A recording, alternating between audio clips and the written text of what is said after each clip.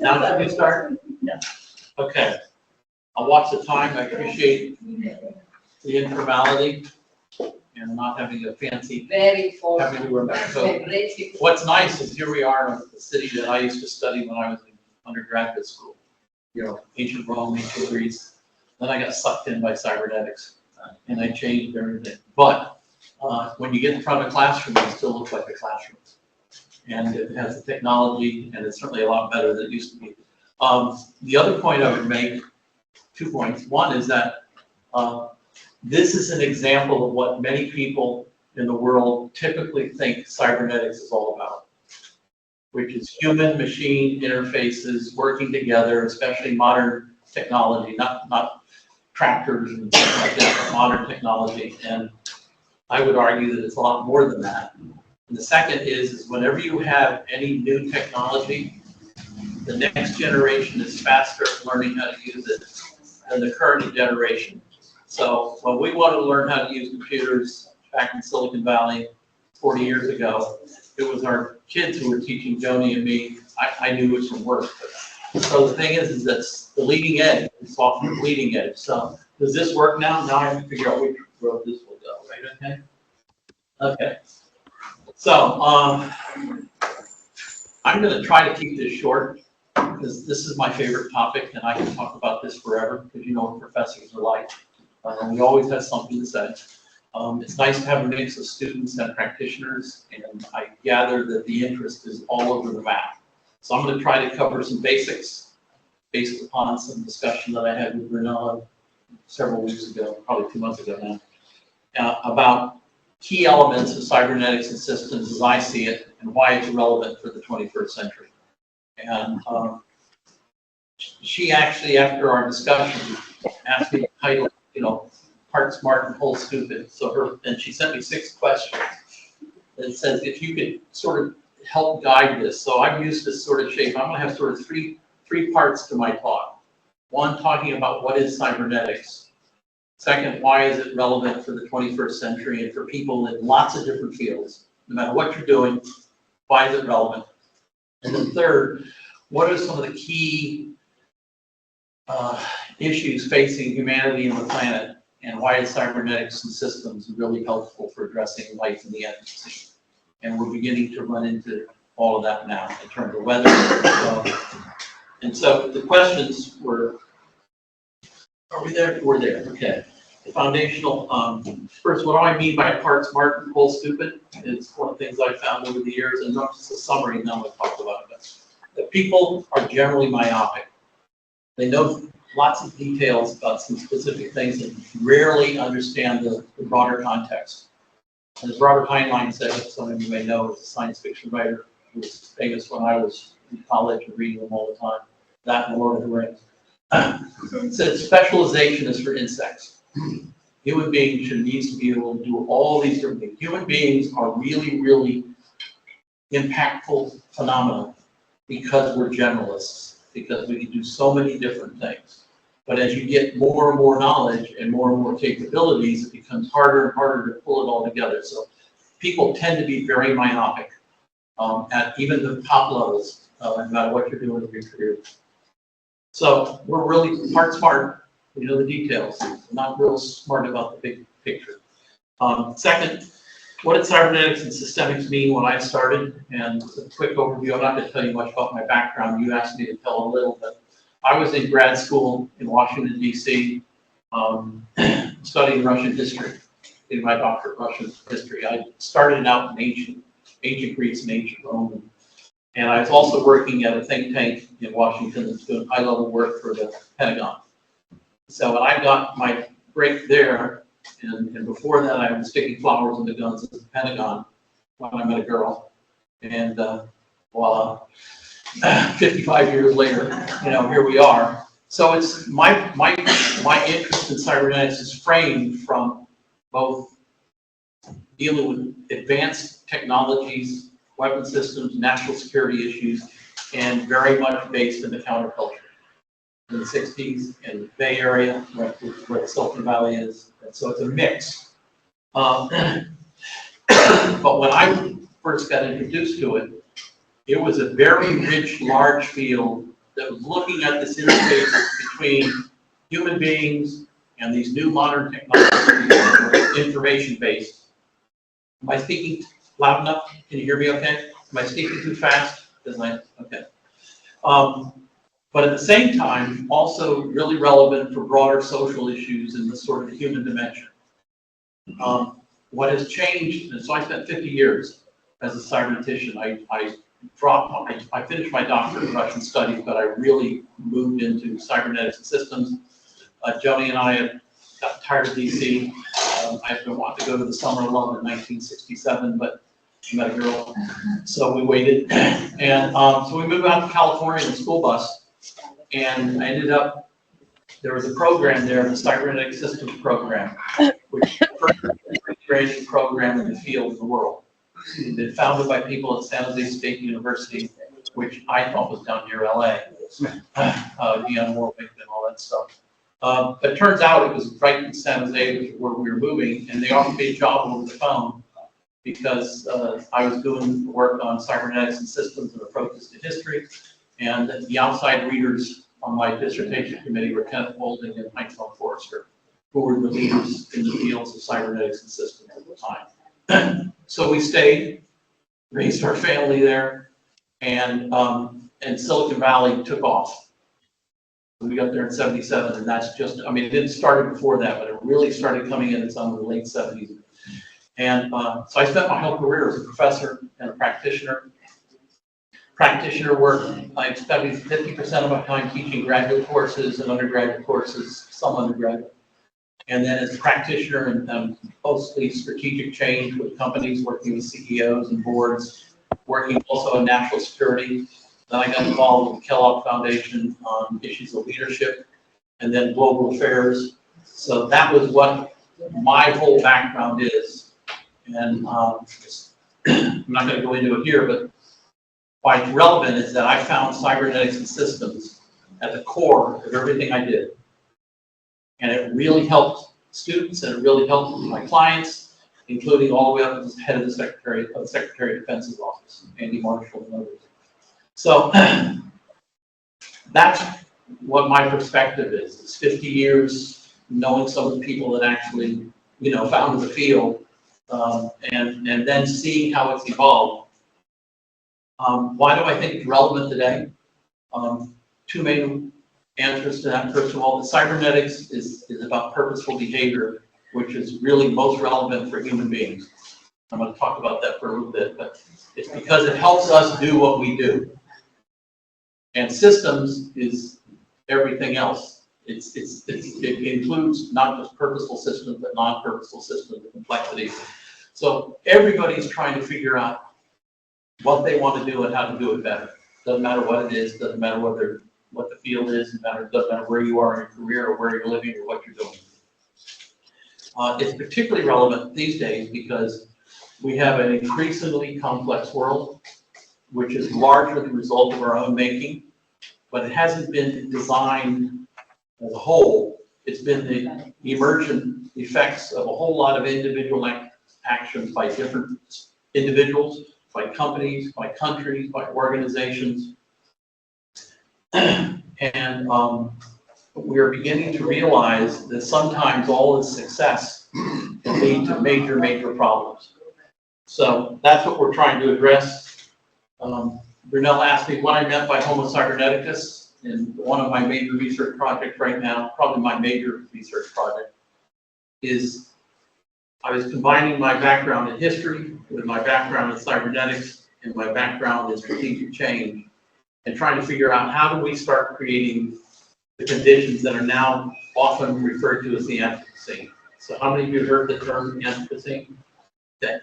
It's not just geologists. It's the best term that I found. There are a lot of other terms too. The recognition that the world we're living in these days is a whole lot different than it used to be in a relatively short period of time in my life.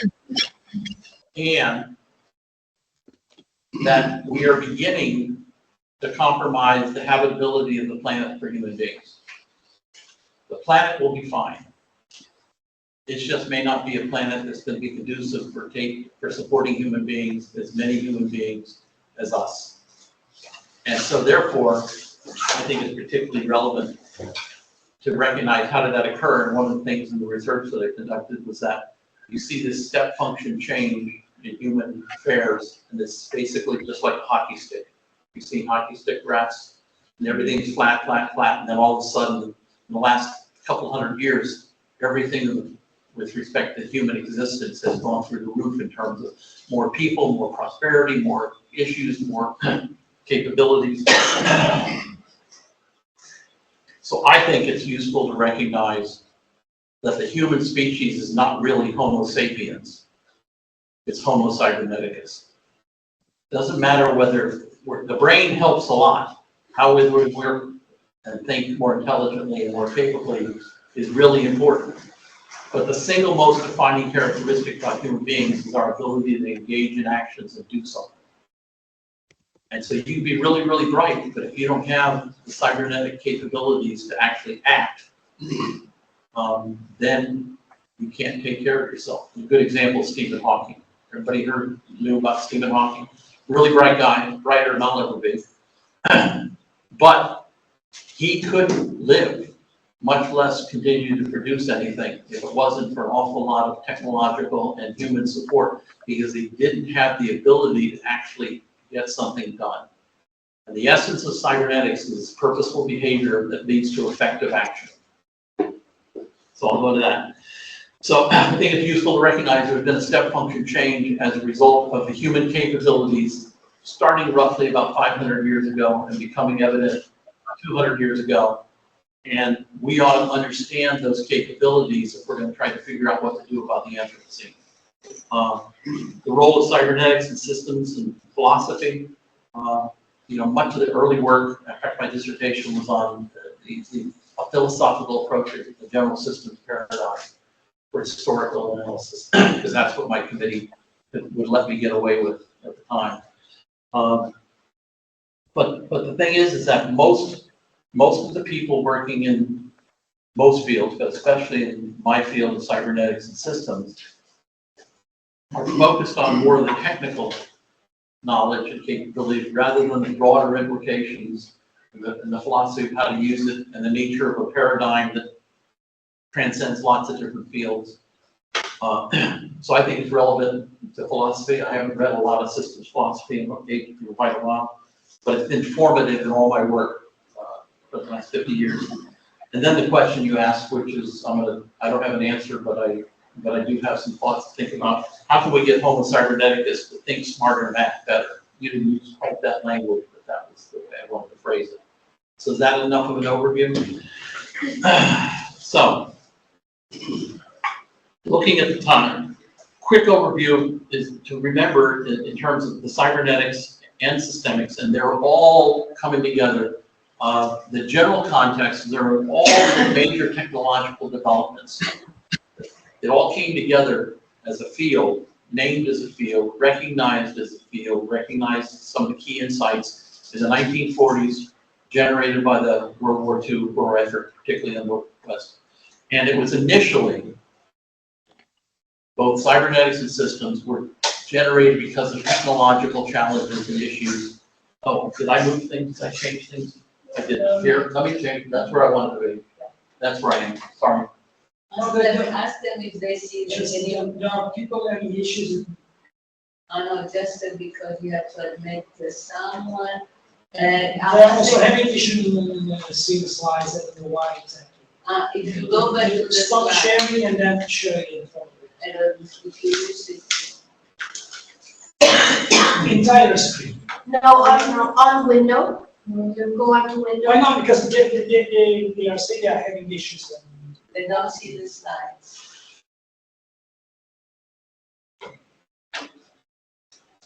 We can simply not share the slides. We sent it to them later. Okay. So here's an example of Find that things that's just really getting on my nerves. They're excellent. Oh, thank you. Okay, so here's the question. Who's in control? Human beings or the technology? I'm sorry, can you repeat it? Who's in control? I mean, are we in control or is it technology? Yes, controlling us. See, so anytime you interact with something. Then there's a question of how much, and we are far more flexible so anytime you have all these worries about artificial intelligence, it's going to be a long, long time before artificial intelligence can start controlling us. And besides, if it is, just unplug it, because it can't do anything. It's not cybernetic.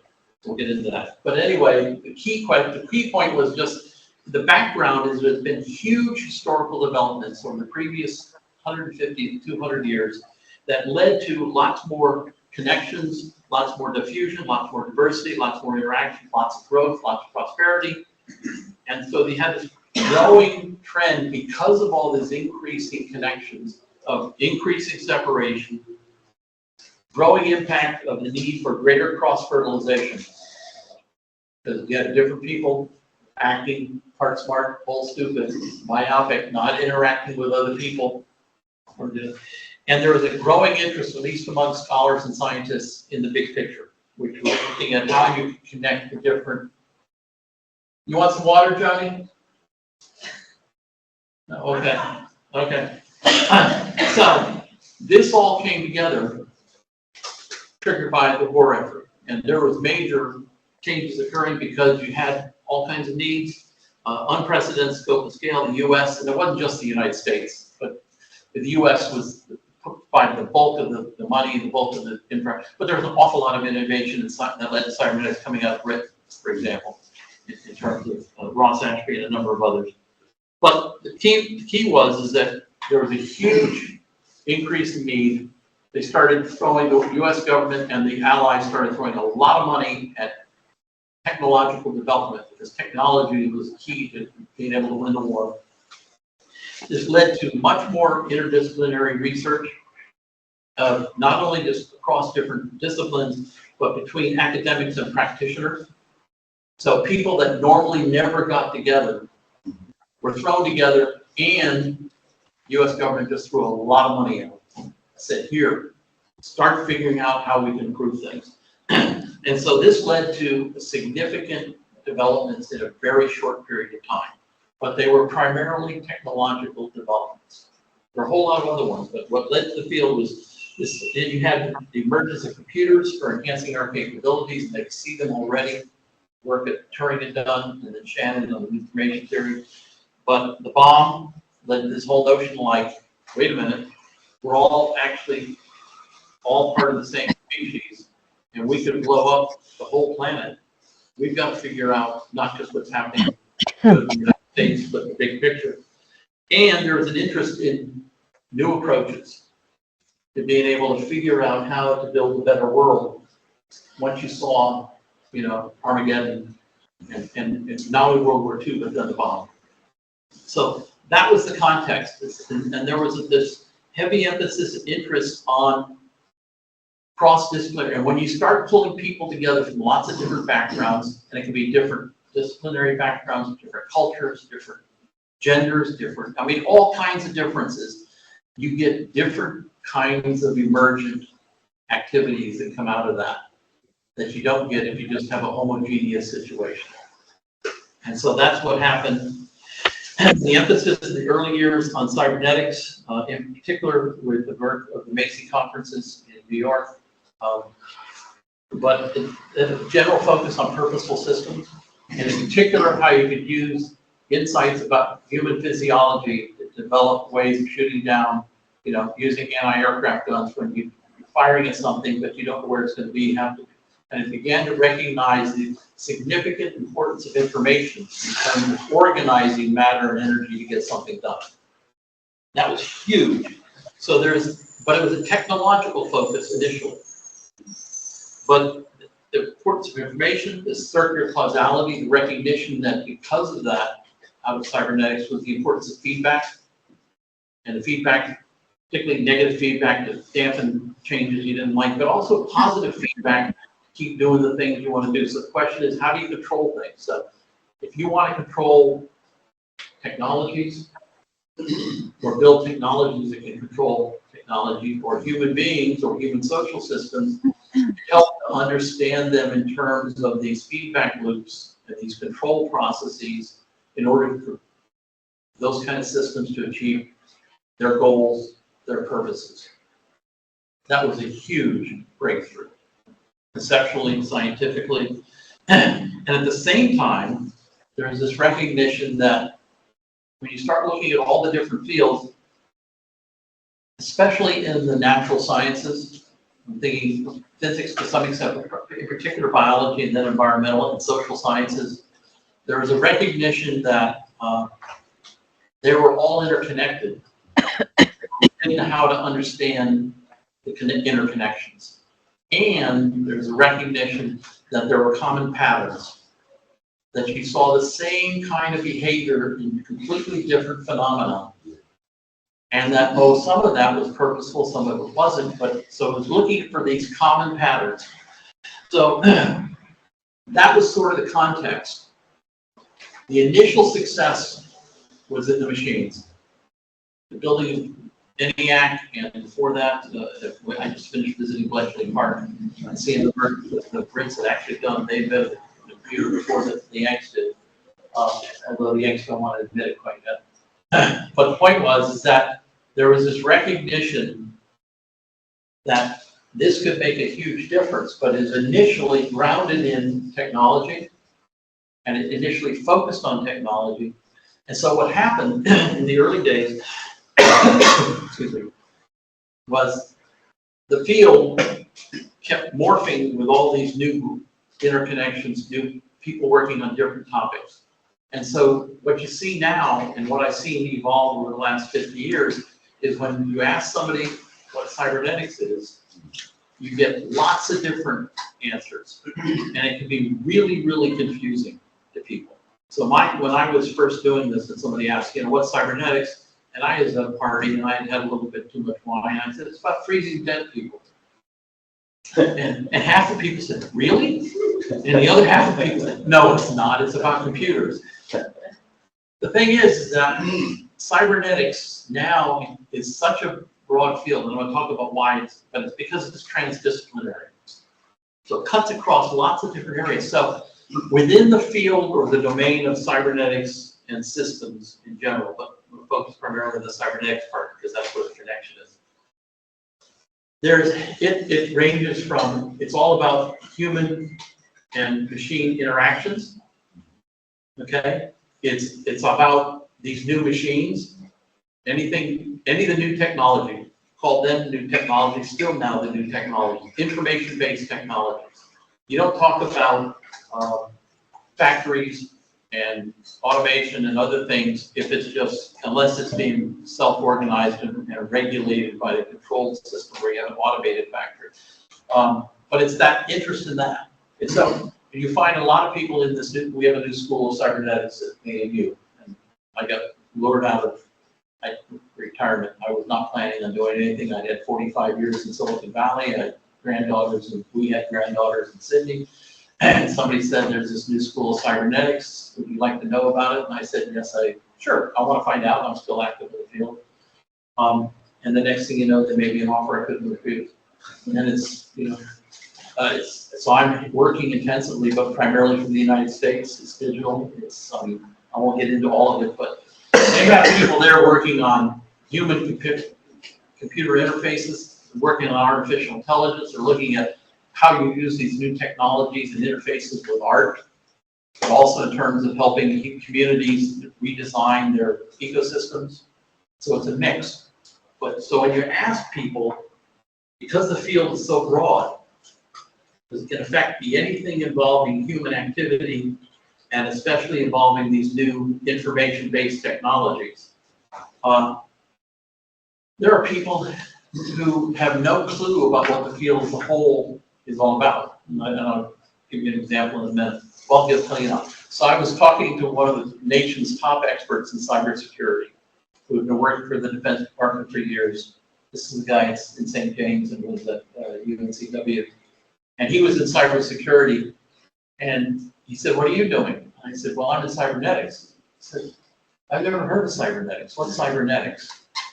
He didn't even know what the root word was for what had led. This was new technology. This was new name and nomenclature coming out of Silicon Valley and other places. So you can work in cybernetics or be exposed to cybernetics and not have any exposure to the human dimension. You don't, but the core of it is cybernetics is a universal science and paradigm for purposeful behavior. And there are certain basic processes. So we don't care what the nature of the system is, substantively. We just want to look at the behavior. And is a system capable of exercising purposeful behavior, and can it learn? That's what it does. So you have the basic, you give lots of names to it, but the basic process is you got to detect what's happening. You have to select what you're going to do. You have to effect something to actually implement it. And then you have to correct. Based on it, you evaluate, you say, okay, how do we go about running that? And so in many ways, the essence of cybernetics is not in the technology, not in all these other areas, although those are really important because they're ways that they enhance our capabilities as human beings. That's what technology is for. It's because they've given us, I think, give us much greater insights into how human beings behave and what we're capable of doing. And if we want to get better at what we're doing, it would be helpful to learn something about cybernetics in addition to the specifics of what you do. So take sports. We just had the Olympics, right? And right there on TV, you see all these really world-class athletes. And it takes an awful lot to be just a competent athlete. Okay, we're a musician or something, take an athlete, but to be world-class, you really have to practice. You have to fine-tune. It comes down to it one, in some of the races, a tenth of a second. Well, you're always looking for how you can improve your performance. And you're usually doing it based upon understanding human anatomy. But cybernetics will give you an insight that cuts across lots of different professions, lots of different athletic endeavors, any system, any human-based system, either an individual or a group of individuals or an organization or a country, has the ability. I had flipping these out. Where am I? This is where I want to be. I'm sorry. If I don't have it in front of me, it doesn't exist, right? So the key is being able to use the insights to enhance what we want to do. So I think that's the most important thing to know about. It does not mean that some of the work that's more well-known, like information systems, or on the extreme ends of how human beings are interacting and using some of these new technologies in lots of different fields. We had a guy yesterday, he gave us a tour around she's a graduate student and she was doing new media, and she asked what I was here for, and I said, well, I was going to give a talk about cybernetics. She said, really? Cybernetics? She knew a little bit about it, but she was really interested in how you could use the new technologies to enhance the ability of people to work in advertising and new media, etc. Social media among those. And the thing is, that all grew out of cybernetics.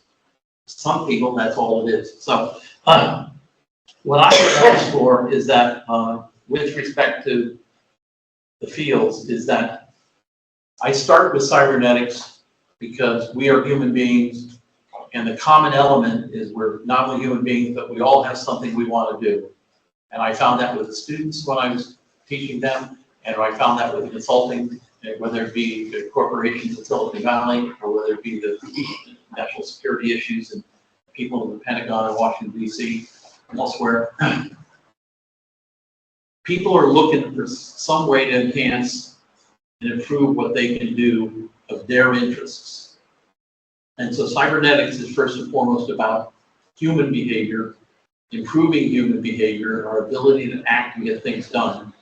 And then to me, secondarily, it's about the machines and especially the information technology. I know historically that's where it started, but the real value is enhancing humanity's ability on an individual and collective basis to improve its ability to control its own actions and to anticipate and address unexpected or unintended consequences. These emergent properties and emergent characteristics, the result of our collective activities that end up causing more problems than we ever thought we were going to have to deal with.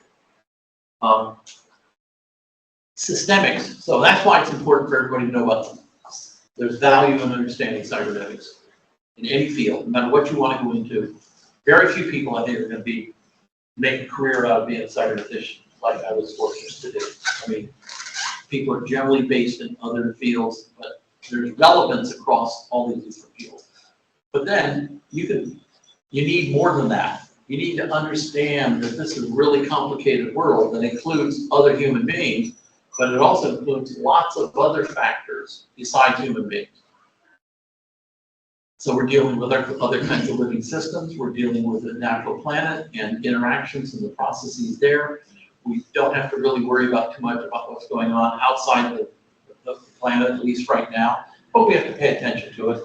But you need to have some way of being able to address an increasingly complex world, because if you want to act effectively, and even if you have all these advanced cybernetic capabilities, if you don't understand the context that you're in or the kind of issues you're trying to address, then you're not going to develop capabilities to handle it.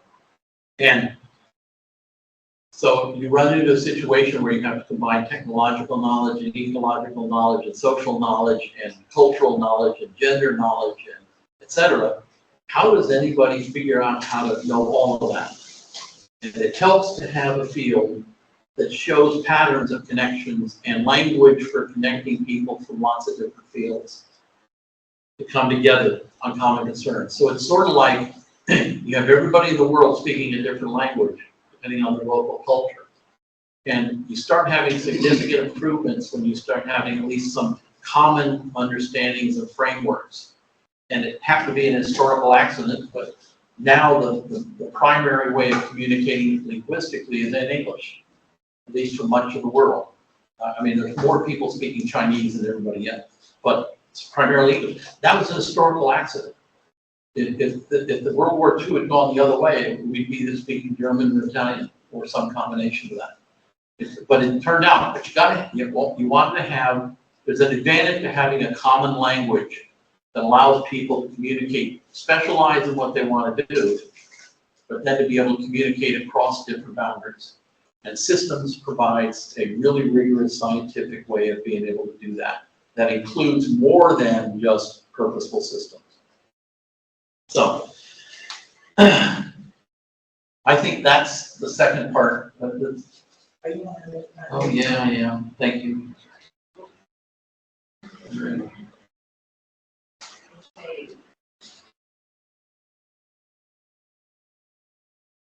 So the point I want to make here, and then I'm going to go into the final part, is that the value of both cybernetics and systems is that they are transdisciplinary.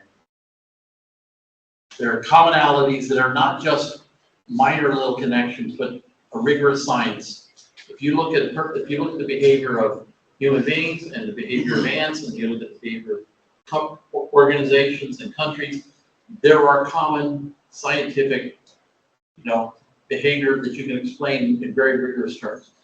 And the same with systems in terms of looking at beyond that. So they're very transdisciplinary.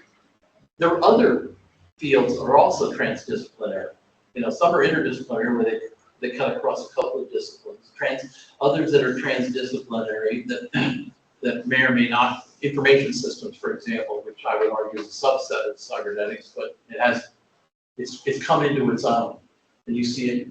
But they're also metadisciplinary. What I mean by that is that it's not just that they cut across existing fields, but they have a common framework that allows you to build knowledge from the ground up about all kinds of purposeful systems, as an example. And so people, they can concentrate on what they want. They can concentrate on social systems and governance. They can concentrate on information systems. They can concentrate on, biological phenomena and healthcare. I mean, it's just all kinds of ranges. So to me, it's really, really powerful as a field, because the common dilemma that all of us are facing individually and collectively is that we're living in an increasingly complex world that is changing much more quickly than we're able to figure out, except that we have some students that can help us figure it out. Okay. And at the same time, the consequences are significantly greater. The adverse consequences are significant. So we have all these benefits that have come from our increased capabilities, but we have all these downsides. So I want to then go to the final part of the talk. And this is just, You didn't change. this is about, Can you conclude in 5 minutes so we leave some space for Doesn't discussion? work. no, it doesn't work. Let's keep going. I want to get to numbers 6 and 7. 6. Yes. Okay. So the point here is that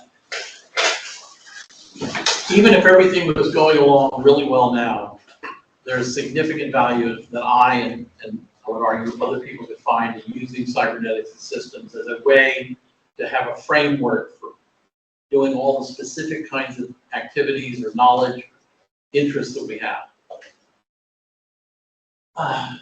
But what's happened is when I've taken a look at what's happened over the last 400 or 500 years, how do we get to this point where we're actually having major issues in terms of the planet? We're seeing all kinds of indications. You have climate change and global warming, and you have species extinction, and you have interruptions in the natural water cycles. There's a whole decline in resources, and just all kinds of issues. And at the same time, the population's going through the roof. Prosperity on a whole, even though it's still unevenly distributed, never have so many people lived so well in the history of the planet, ever. Not even close to what we're doing. And yet, we're beginning to exceed the carrying capacity of the planet. And my argument would be, and others have argued also, if we keep doing what we've been doing, we're going to keep getting what we've been getting. That's what's usually been known as the insanity trap. So unless you change what you're doing, you're going to keep getting what you're getting. So we're now at the point where we can't keep doing what we're doing and trust that we're well-intentioned. There's all these adverse consequences that come out of that. So what I found is that we've had these profoundly changing capabilities that have led to and created the Anthropocene. So the central notion for me is to recognize that if you're looking at the entire universe from sort of a big history perspective, 14 billion years old, I don't know how big it is, but it's huge. The single most significant phenomenon and the single most anomalous, unusual phenomenon is human agency. Why? Because we, human beings especially, are able to transcend many physical constraints that everything else in the universe is subject to. Also, increasingly, to transcend lots of biological constraints. We have 3 granddaughters in Sydney that are all technological because IVF. If it hadn't been for the miracle of modern technology, we wouldn't have 3 granddaughters, 3 healthy granddaughters.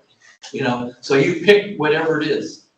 You have these capabilities that come on. So from the standpoint of trying to understand, I wanted to find out not just what we're generically capable of as human beings and how we can tweak what we're doing in our daily lives, but how do we create these conditions? Because if we don't understand these conditions and how we were able to create them, then I don't think we're going to have enough time to be able to figure it out before we have real problems. And believe me, I think the major issue is that, yes, we're going to have major problems from climate change. But that's going to be long after we at each other's throats fighting over how to address issues of climate change and species extinction and inequality and all these. So I went back and took a look and said, somewhere about 500 years ago, the Western Europeans got a hold of the Western Hemisphere and all of a sudden had these resources and opportunities. We had this huge increase in human knowledge and human capabilities. And again, all kinds of good. And it enhanced our cyberneticity. We are able to do things now because of technology, because of new social configurations, because of all other kinds of activities.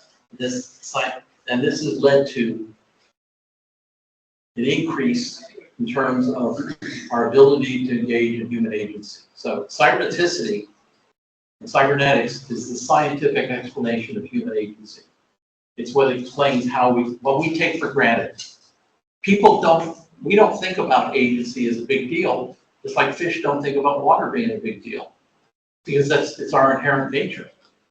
But think about how difficult it is and how rare for any kind of phenomenon to be able to do even what an infant can do, or what students can do now compared to what professors can do versus, 10 years ago, 20 years ago, 30 years ago. So there are these huge increases in human agency, which also then means it's not just the ability to act to get things done, which is profound, but it's the ability to do so in the ways that you want to do it. So autonomy is really, really important. Everybody wants to be the boss of me, right? It's not just that I can do things, it's that I have the freedom to do what I want to do. Well, then you start having issues, because if everybody seeks to maximize their own autonomy and agency, you then have conflicts, and that's what's happening now. You see it at an individual level, you see it at a collective level, you see it all kinds of ways.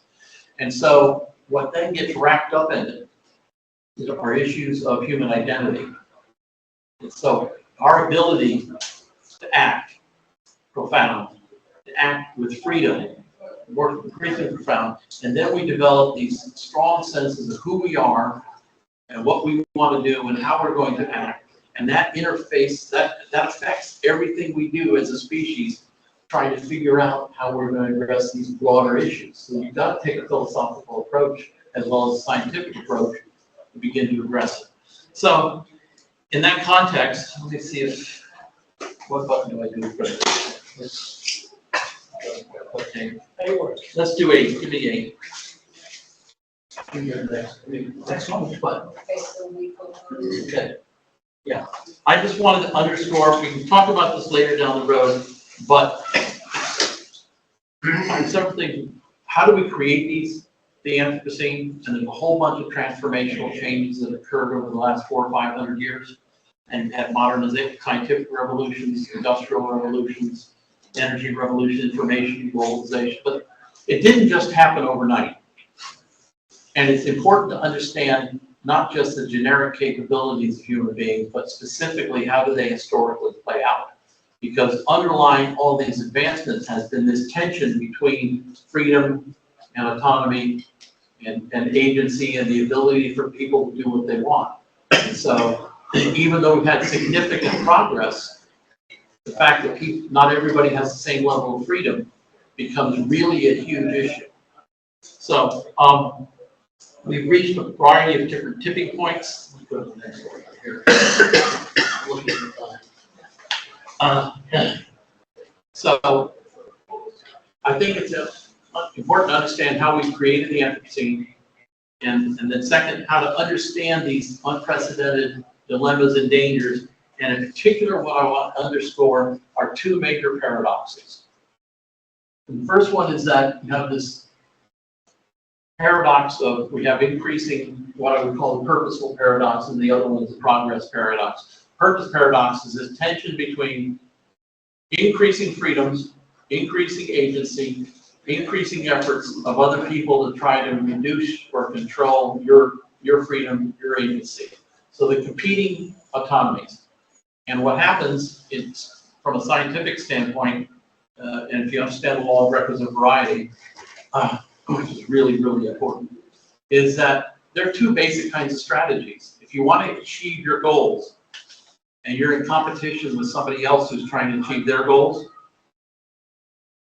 you can either achieve your goals by dampening their capabilities, dampening their freedoms, saying, no, you can't do that, or amplifying your own capabilities.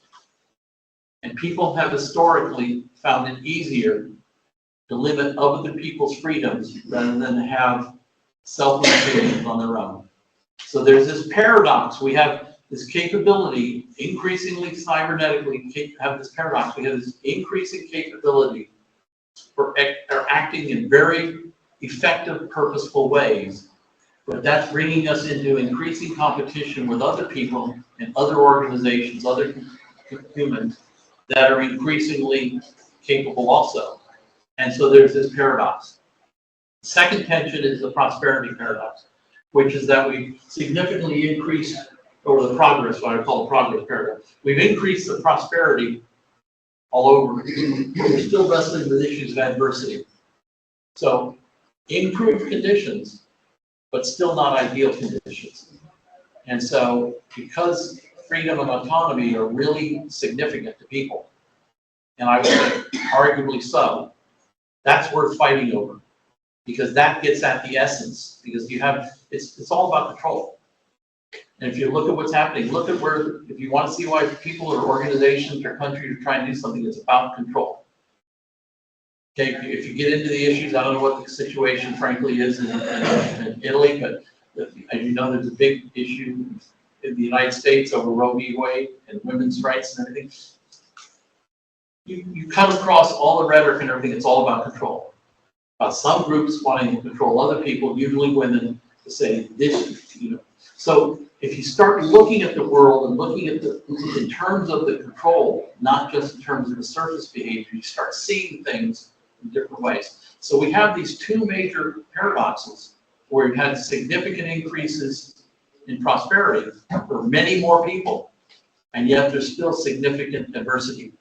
And it's looming in the distance, it's going to get worse. So the other point I would want to make, and then I'll close with this, okay, is just that you have this multidimensional autonomy. It's been changing. Actually, what I wanted. Let me go to the next one. So, I don't know if everybody knows, familiar with Kate Raworth's, okay, in terms of donut economics, but it's probably the best graphic. If you want to go and read Kate Raworth's work, she's at Oxford, done a very good job of pulling together from a systems viewpoint the mix of planet-centric issues and people-centric issues, what I would call planet-centric and people, because that's a mix. We have all these conditions going on in the natural environment, and we have all these conditions going on within the human. And those are the two main areas of kinds, and it's that interface between our issues and the planetary issues. And she's done a really good job at pulling together key indicators. She didn't create the indicators, but pulling together and being able to measure and look at how you're doing. Because that's the question. If we solve, say we can solve climate change, but we still have really significant inequalities and limits on women's rights, for example, is the world better off? Or if we solve the women's rights issues and better equality, but climate change gone to hell, are we still better off? No, we have to do both. So that's the central meta challenge for us, is that we have created conditions that we have to pay much closer attention to the way humanity as a whole, individually and collectively, interfaces with our natural environment, or else we're going to start having major conflict. It's significantly greater increases in conflict than we have already between human beings fighting over what are we going to do, how are we going to do it, who gets what, etc. And I'll leave you with one slide, and that's it. This is a African proverb that I learned from a close friend and colleague at Salford when I was doing work on global citizenship. And the African proverb goes that when the watering hole dries up, the animals start looking at each other differently. And I think the watering hole right now, literally and figuratively, is drawing up. And I think this is the kind of stuff that I'm going to be fine. My generation, you know, I'm 76 years old. You know, I thought, Joni and I'll be fine. My kids, our kids in the 40s, well, they're going to start having some issues. And it was the grandkids that we were worried about. The granddaughters are 7, 5, and 3, right? But it's happening faster than expected. So we're going to experience a few things, but some of the folks in here, and the students here, it's going to be affecting you much faster than what the scientists predicted 10, 15 years ago. So my point would be is that there's no way to be able to figure out how to address these kinds of concerns without having some kind of capability using cybernetics and systemics to be able to figure out how you build connections, build collaboration, et cetera. Is that enough for now?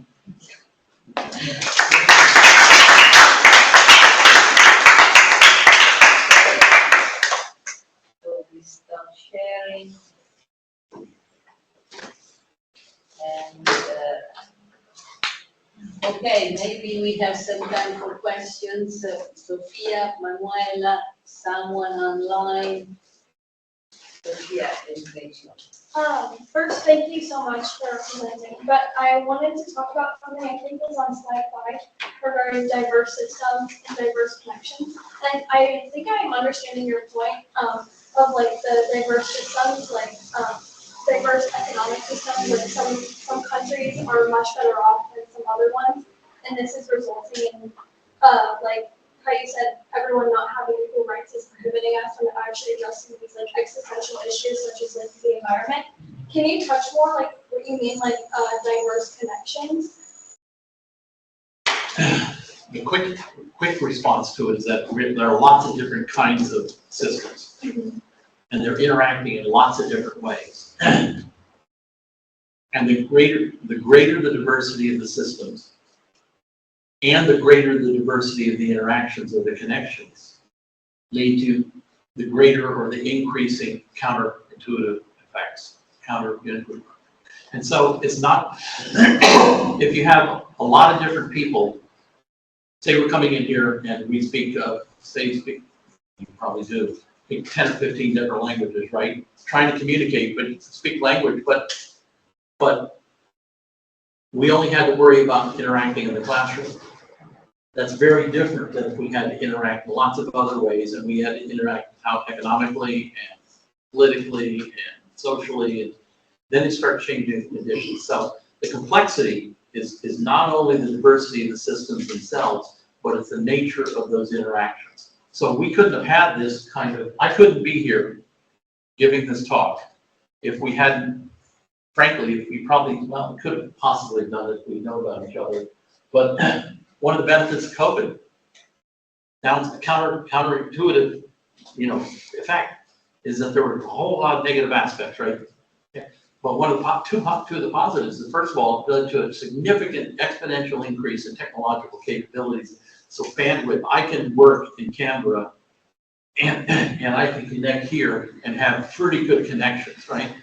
And the second is even more significant, less obvious, is the greater ability and willingness of people to actually use the technology to do a video chat. Now, you younger people, piece of cake, because that's what you've been growing up and you're learning how to do, and there's not much difference. There's a lot of difference, but there's not much difference in terms of how young people in most of the advanced countries deal with other young people, because they're all on social media, they're all interacting the same way, it's not where are you doing this weekend, it's where are you going to be looking at your phone this weekend. That's what we all do now. So it's the diversity of those systems, but it's also the diversity of the connections. And the more you interact, you start having more and more diversity. Rachel, Manuela, sorry. How would, sorry, Go first. how would you respond to someone proposing that we, due to the nature of convenience and the technology that we have, we actually live in a more decelerated world because of, like, say, life expectancy given before the Industrial Revolution compared to now, our life expectancy due to technological development in healthcare systems. 4 times as much. It's significant. So if this conversation is being had in the realm of academics, say, which it is, people in that realm hopefully have access to higher healthcare systems and have higher access to better states of life. So how would you respond to that? Sorry, that's a lot, but I'm not sure I understand the question, so rather than someone proposing that we live at a decelerated pace because of the technology, like the comfort of technological developments. That we're living in a decelerated pace right now? Well, that's a good question. It points out that there are significant advantages for developing technologies that help us live easier lives. And that's one of the advantages why we develop the technologies. It enhances our cyberneticity. So instead of coming home on a really hot day and having to figure out what I'm going to do, I just adjust the air conditioning. Okay? In California, we're asking that we don't have humidity in California. So you don't need air conditioning in California. You do in North Carolina and other places. But the thing is, we've developed this technology, and yes, it has made things simpler, but it also, there's a cost to that. And the cost is more energy, et cetera. And how many of you are interested in artificial intelligence, or at least learning something about it? Okay, right? Has any of you, have any of you picked up on the fact that GPT, right? That it takes about the amount of energy that it takes to run ChatGPT is equivalent to 300,000 homes running for a full year. Yeah. Okay, so there are costs. Okay, so the question I would ask is, can you have ChatGPT and reduce carbon emissions for addressing climate change? Those are counterproductive. Right now, everybody wants ChatGPT. Well, I'm just saying there's a cost. So your question about to what extent, and I'm reading into it, and I'm hopefully addressing it somehow. Yes, we developed these technologies, but not just the technology. We've developed ways of interacting and communicating with each other that are social dimensions that use technologies that make it easy for us as outsiders to come here and wander around Rome, because we've got a really great map system that we've got. But then where I want to go, we can figure out how to do a little bit of cybernetic capabilities. We can figure out, we don't need anybody guiding us. We can get, but with that comes costs. And even though everybody's improving, it's still getting more complicated, but it's not improving at the same level. And at some point in time, people become less concerned about whether they're having improved lives in an absolute comparison, right? So when people make comparisons all the time, right? So the difference between an absolute comparison and a relative comparison. Absolute comparison is our kids live better than we did at the same age that our kids were, okay? Each generation tends to be, especially in the advanced countries of the world, and overall the world. But as you start becoming more of your basic needs getting taken care of, then you start not saying, oh, thank goodness things are going well. It's, how do I compare to so-and-so? And so where the real tension comes is when people compare it and say, wait a minute, you're doing better than I am, so I really don't care how well I'm doing. Now I'm really worried about how, I'm more concerned about the fact that you're doing better than I am, and that's not fair. And therefore, those are fighting issues now. Even if we're all in the same boat, and if we start rocking the boat, everybody's going to sink.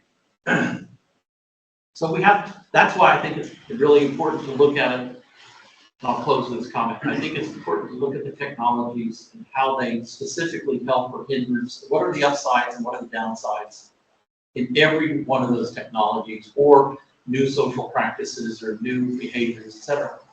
But at the same time, also understand the underlying cybernetic and systemic factors that are occurring in there, not just the surface stuff, but the deeper things. Like, how do we, to what extent is it appropriate for other people, for some people to control other people?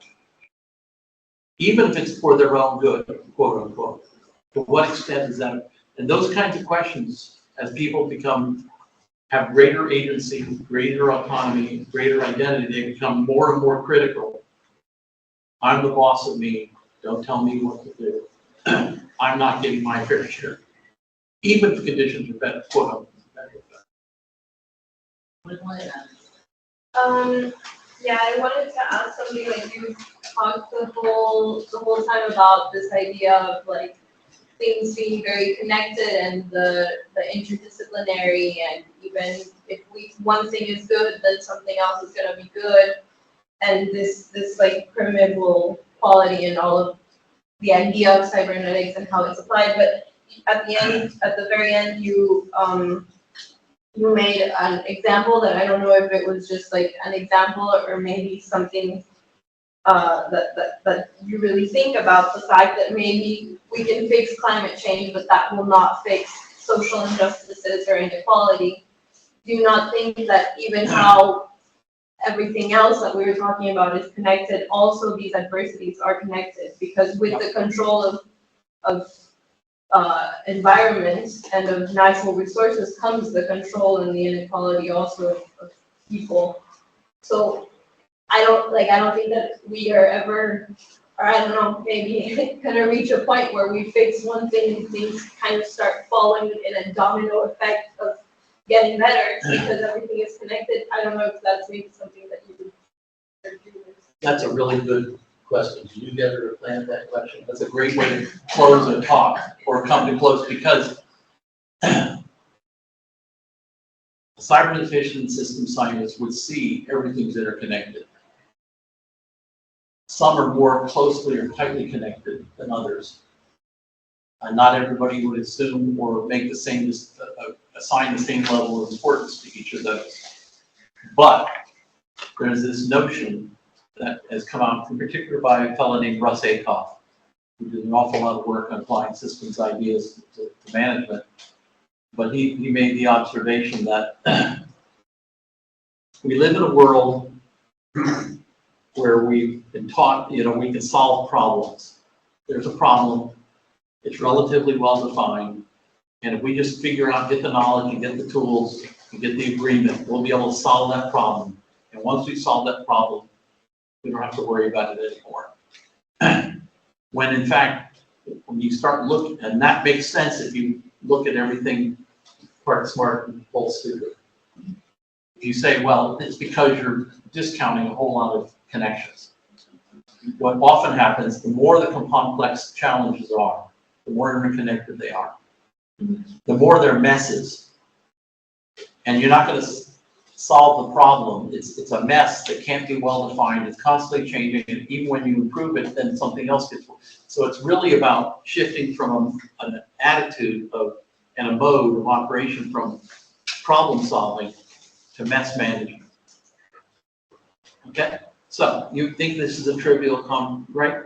Well, when Joni and I were first married in grad school, and I came upon this notion, because I figured at the time, and I won't say too much, but basically I was young, we were, this is in the 60s, and I was more of a chauvinist than I should have been, and it was one of the things saying, well, I figured any issues we had, it was problem solving. This is a problem, we would solve it, and then we go on, and we would never have to deal with that. And then I began aware that some of these things are not problems, they were messes. They were messy parts of the relationship.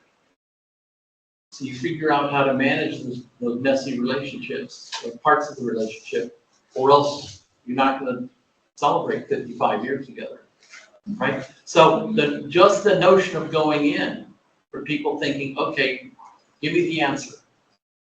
Can I do it? And some people, the answer is just, it's a technological fix. Sometimes it's a financial fix. Just throw money at it. Or throw power at it. The US has been real good at throwing power at things and found out things don't work the way they thought it was, even for the most powerful country in the world.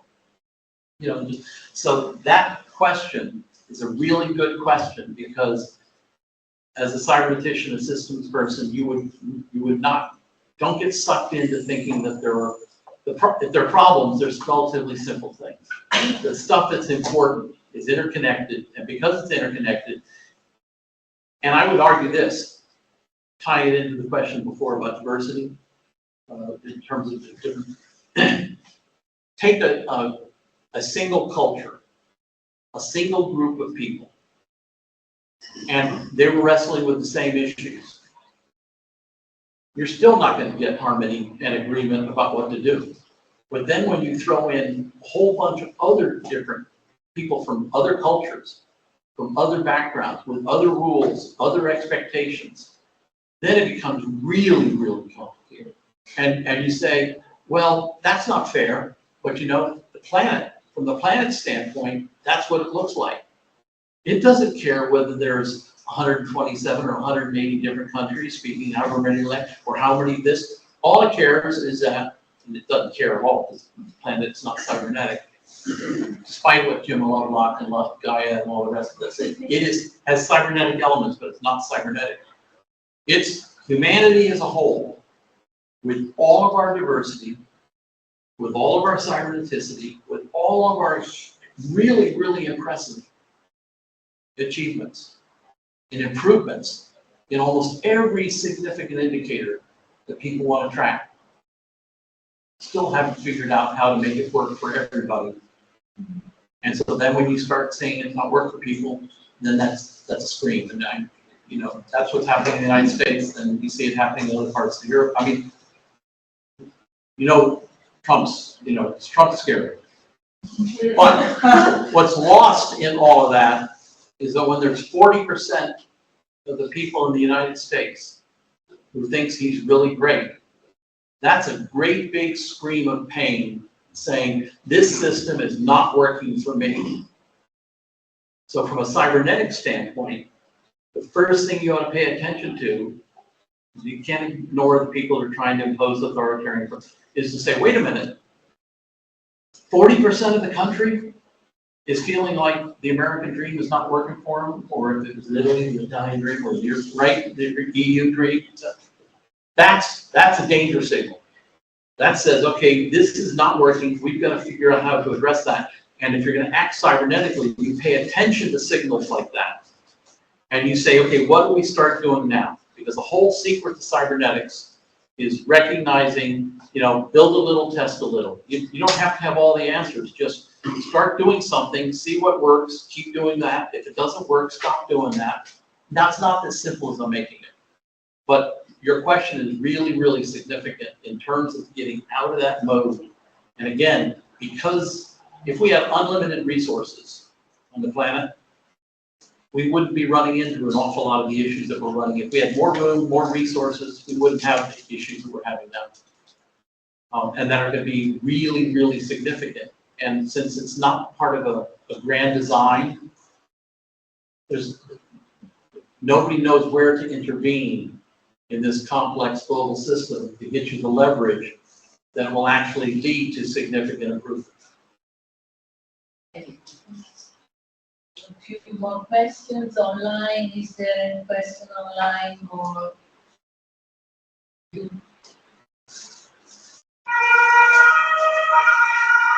Well, I have maybe one last question. This is a new species that you envisage to arrive. Yeah. Do you think it's inevitable as evolution goes? Because as you said, that we have a factor of purposefulness and a factor of accident. This is how things work all the time on Earth, let's say. So do you think that this new species is more likely to occur because of the purposeful systems or because of some accident that actually makes this species crash? Well, there's several ways to answer that. And I don't know that, I'm not an expert. The first thing to remember, though, is that any species is a designation by a bunch of scientists saying that they see some commonalities through time, and they say that there's some evolution going on. So I think we've actually become a new species.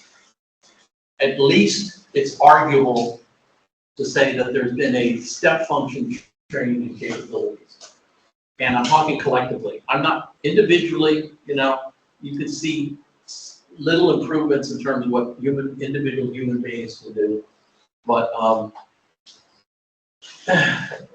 it's the collective impact of a lot of people acting more and more purposefully with greater and greater power, greater and greater cyberneticity, which has been amplified by technology and knowledge and social configurations. So Ken Folding called it, the technosphere, the noosphere, and the sociosphere. But the point is that we've collectively significantly increased our capabilities to the point that I think it's worth thinking of that has already been a new species. And the question, your last question was, is how do you get, not your last question that I started here, how do you help Homo Cyberneticus, who we are now, act more intelligently? But isn't that the wishful thinking? Well, it could be, but again, it's not just, the brain is really, really important. It coordinates things, everything biologically, physiologically, but also interpersonally, emotionally, all that stuff. But still, the big thing is that even if we could figure out what the answer is, or an answer that would work, the implementation is going to be the hard part. That's the real difficult part. And so, one of the things we do, there have been discussions about how do we develop the collective will to address some of these planetary challenges, or some of the people-centric challenges. And a lot of people bring up Eleanor Ostrom. Have you heard about Eleanor Ostrom? Yeah, the tragedy of the commons. Tragedy of the Commons, and Garrett Hardin brought up the Yeah, Hardin. So, you heard, these are two important points. Garrett Hardin identified the systemic growth problem that you have the collective impact of a lot of individual actions, okay, with certain fixed constraints. So that's tragedy of the commons. And so the commons can still go to hell, even with everybody acting well. We know that everybody doesn't act well. We know that a lot of people are acting selfishly, et cetera. Eleanor Ostrom came along and figured out a way, or gave demonstrations on very select examples, small examples, of how to address the tragedy of the commons, and she did so in ways that won her the Nobel Prize. And her Nobel Prize laureate lecture is worth reading. I can send you a copy if you want it. But the difficulty is that works fine if you have 200 people living in a community with a little small pond. It doesn't work well with a large community with lots of diversity, with spread all over. And for example, dealing with the ultimate extreme, how do you deal with the oceans? You deal with a small pond. How do you deal with the oceans? We're all in the ocean. So that's part of the dilemma. So we've got to figure out how to interact and address the issues, and then even then how to implement it and do it in a timely way. And if we don't, then it's going to have a significantly adverse effect on the species, and it's going to be very painful, and it's going to be a lot more painful than what's going on now. I mean, COVID was a mild virus. If it had had the lethality of measles, of Ebola, and the transmissibility of measles, half the population of the world would have been killed off in less than 6 months. So, and there are other things. I mean, the stuff that's going on with Ukraine and Russia right now that's threatening to blow up and get more. There's stuff going on in the Middle East. They're not as bad as World War II yet, but it could be. If we don't figure it out, then in fact, whoever the survivors are, they're going to have to deal with the world and the conditions that it's in. I just think human beings, I'll close this point. Human beings are unique, not only in the extent of our cyberneticity, but also the kind of our cyberneticity. We're the only systems that we know about in the known universe that have the ability, not just even other purposeful systems, that have the ability to react to changing conditions, but we can anticipate changing conditions. We can think ahead and say, what would happen if I acted this way? So that gets into your point about simulation. Simulation, advanced, we're now developing more and more sophisticated. We wouldn't know this climate change issues if it wasn't for advanced simulation capabilities. Okay. So one hope is that human beings are not just reactive cybernetically, we're anticipatory. And that has now, whether we can do it on a collective basis, that's tough. I don't have an answer. If I did, I'd have a Nobel Prize and I'd be richer than all the rich people put together. I don't know the answer to it, but at least let's pose the challenges and look at the issues. Well, I wonder if it is only a problem of anticipating. And I don't know if the problem of the tragedy of the commons is simply related with our capability of anticipating, foreseeing what's going on, or also a matter of feeling. Because my choices are related and connected not only on my capability of understanding what will happen depending on my own action or other people, but I think another important component of choices is this non-emotional one, and not non-relational one. And I think one of the greatest challenges in the future will be of bringing together these two components, because I can foresee the greatest disaster in the universe and the history of humankind, but I could not feel compelled to react somehow. Right. And I think this is a challenge also for science. When we deal with the complexity of human beings as individuals and as societies, I think that it is important to bring into the overall vision of cyberneticity also the emotional, the component of emotion or empathy. This is a part of the solution probably. Yeah. Not just a simple matter of rationally understanding what is going on depending on my action. I see a very tight connection between cybernetics and complexity. I do too. And I remember a Canadian friend of mine telling me, Nicole, you're interested in complexity. Remember, you cannot control the complexity, but you can take care of it. And somehow, Yeah, different attitudes. I mean, I didn't come here claiming, and I certainly wouldn't even think about having answers to stuff. But I do say how you see what's going on and how you approach it, and how, not just substantively, but how you can interact and collaborate, hopefully rather than just competing with other people to address it, is really powerful. What I do know is that we are really part smart and whole stupid. And if you know something about cybernetics and systems, then you can significantly increase your ability to be whole smart and not just part stupid. but probably you have to become part stupid. Probably. Well, but you are, we are at times, but I mean, think about and again, I'll come back. Ants. You're thinking about ants. Yeah, but ants, I mean, Robert Heinlein said, specializations for insects. If you only do one thing, all you do is one thing, and if you do it, fine. If it doesn't work, but human beings, there's more to it. Yeah. And so I just find that we all need as much help as we can get. And it's helpful to know that there are some rigorous scientific-based approaches that are compatible with more philosophical approaches about the kinds of ways we should exercise our abilities and our behaviors. And that the vast majority of people don't even know about it. So there's less people who know about, people know about cybernetics now, but what they know is the computers and the information systems, which is important. But it's this deeper stuff that's really important. So. However dramatic, we have at least a possible action to make. Okay, thank you very much. It was